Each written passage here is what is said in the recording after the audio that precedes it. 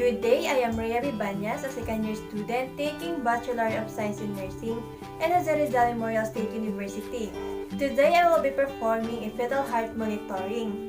And since we don't have a pregnant client here, I asked my sister to act as a pregnant.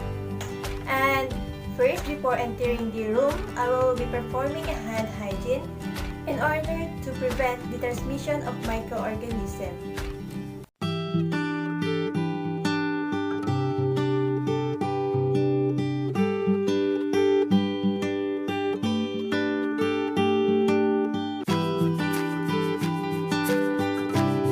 Good day, Ma'am.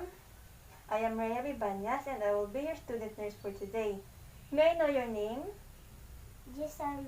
Okay, Jesselme. So today I will be performing a fetal heart monitoring to evaluate the rate, rhythm, acceleration, and the deceleration of the fetal heartbeat. And you don't have to worry because all of the information that we will be gathered today is safe and confidential. Is that okay? Okay. Okay, so now I will going to expose the area that needs to be examined.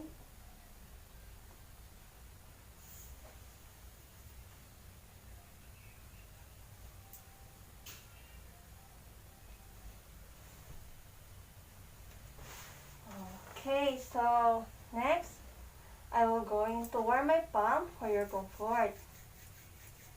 And then I will going to perform a U-pulse maneuver to identify where is the back of the baby.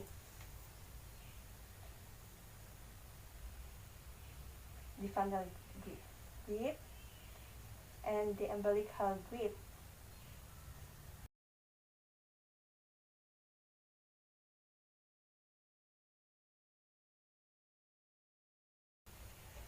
Okay, Mom, the back of the baby is located in this side, therefore we're going to auscultate here.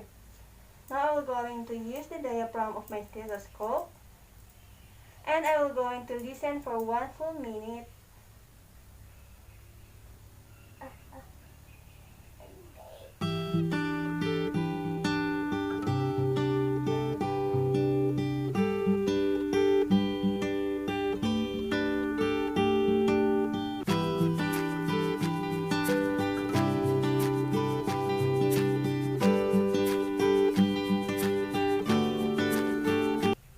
Okay.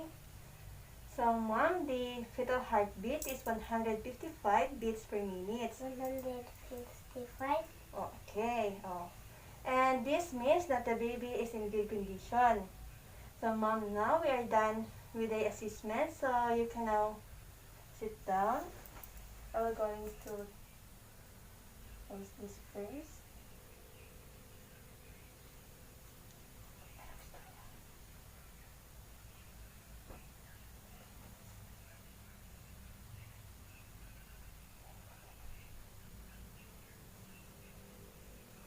Okay.